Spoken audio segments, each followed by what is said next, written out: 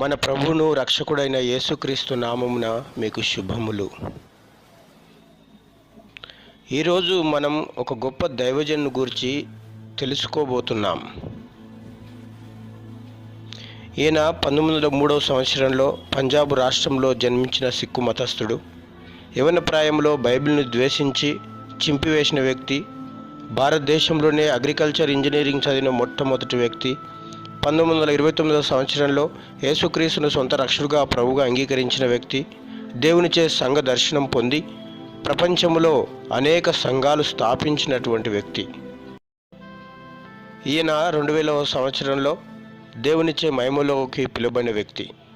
ఈయన ప్రభువును సేవించిన దినాలలో దేవునికి ఎందుకంత మహిమ,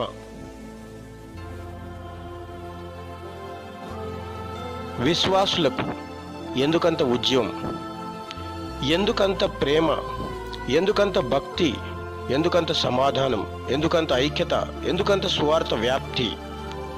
ఎందుకంటే ఈయన దేవునికి విధేయత చూపించటం ద్వారా, ఈయన దేవుని చిత్తము చేయటం ద్వారా, ఈయన ప్రార్థించుట ద్వారా ప్రార్థనాపరుడు, ఈయన దేవుని ఇంటిలో నమ్మకమైన సేవకుడిగా ఉండుట ద్వారా ఈయన ఎవరో తెలుసా? Only one man, brother Bhagat Singh, man of God. ఓ క్రైస్తవుడా, నీ పరిస్థితి ఏంటి? ఈ దినాల్లో నీకేమైంది? దేవుని చిత్తం చేయడం మానేశావా? దేవునికి ప్రార్థించడం మానేశావా?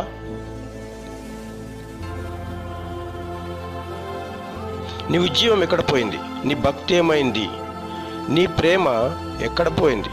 నీ సమాధానం, నీ ఐక్యత, నీ సువార్త వ్యాప్తి ఎక్కడ పోయింది? దేవుని మందిరానికి ఎందుకు వస్తున్నావు? ధనం కోసం వస్తున్నావా? సంఘాన్ని విభజించడానికి వస్తున్నావా? సంఘంలో పేరు ప్రఖ్యాతి కోసం వస్తున్నావా? అధికారం కోసం వస్తున్నావా? హృదయపూర్వకంగా దేవుని ఆరాధించడానికి వస్తున్నావా? లేక పోట్లాడడానికి వస్తున్నావా? దేవుని సంతోషపెట్టడానికి వస్తున్నావా? లేక మనుషులను సంతోషపెట్టడానికి వస్తున్నావా? ఒక్కసారి పరీక్షించుకో. లోకంలోకి వెళితే ఇవన్నీ నీకు దొరుకుతాయి. హృదయపూర్వకంగా తోటి విశ్వాసికి ప్రైజ్లాడు చెప్పని నీవు విశ్వాసేనా? వాక్యం ప్రకటిస్తున్నావు మంచిదే, కానీ వాక్యానుసారంగా నడుస్తున్నావా? ఒక మనిషిని అవిధేయత ద్వారా పాపం వచ్చింది, ఒక మనిషిని అవిధేయత ద్వారా మరణం వచ్చింది. ఒక మనిషిని అనగా యేసుక్రీస్తు విధేయత ద్వారా మానవాళికి రక్షణ వచ్చింది. ఒక్కడే డాక్టర్ బిల్లీ గ్రాహం గారి ద్వారా అనేకులు రక్షించబడ్డారు. డాక్టర్ జాన్ వెస్లీ గారి ద్వారా, మెథడిస్ట్ స్థాపకుడు, ఎన్నో ఆత్మలు రక్షణలోకి వచ్చాయి. బ్రదర్ ఏసన్న గారి ద్వారా అనేకులు రక్షించబడ్డారు. నీ ఒక్కడు దేవునికి విధేయత చూపిస్తే నీ కుటుంబం రక్షించబడుతుంది.